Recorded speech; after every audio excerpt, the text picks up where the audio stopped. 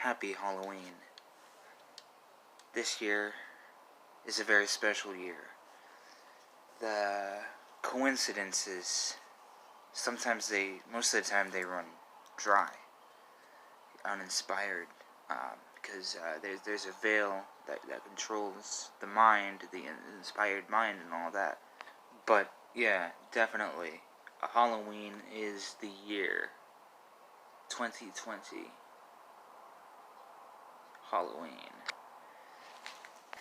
There's a lot of magic in the air every Halloween, but this year it's a full moon twice in 1 month. You know what that means? It's a cycle of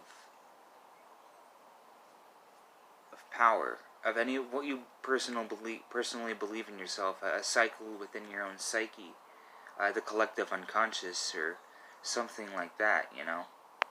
But in reality, magic is real. Magic, witchcraft is real. And the entire idea of Halloween is the thinning of the veil and the practice of magic. Yes, that's true. And right now the world is going through a stage where every single, and I'm talking about when it comes to 2 full moons and a new moon in 1 month, it's a cycle of completion for each individual.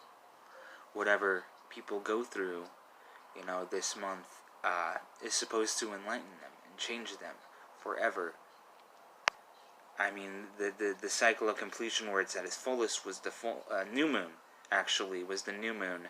That's when things just really started getting there, on October 16th. And this full moon is when it completes, when it's at its climax. You can see it. Something in human nature that will never change finally has. Something that you went through alchemically, mentally, psychologically this month is meant to bring in something. And it rises in the air. The more you think about it, the more power you tend to give it.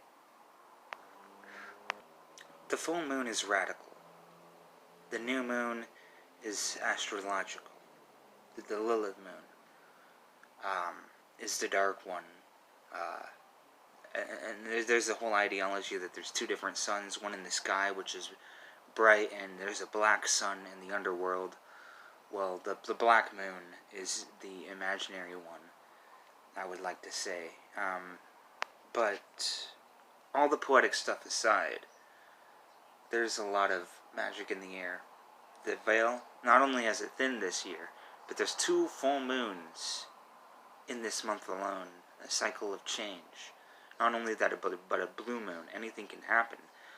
Lycanthropy, vampirism. There's a lot of magical change that the black flowers, in the etheric world, that can grow within you. There's the white flower.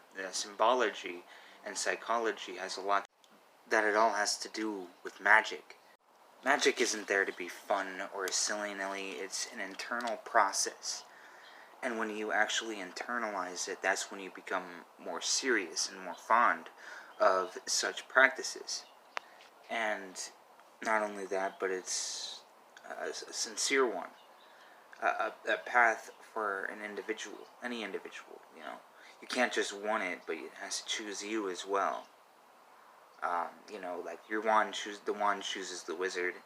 Every single magical item, even grimoires, even stuff that's written down, even though the occult industry is booming right now, more and more magic books are coming out.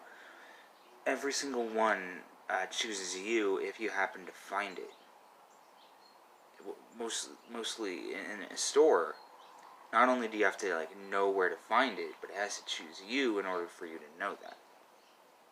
And there's a lot going on with the mystical moon on Halloween this year. And it's not just personal, it's also external. Eternal change within our society and our culture. The collective unconscious is growing more and more until people stop. Here's the important part, is that people stop psychological projection. That's the big one. Humanity is gonna go through change, even on a personal level. So, yeah, have a happy Halloween.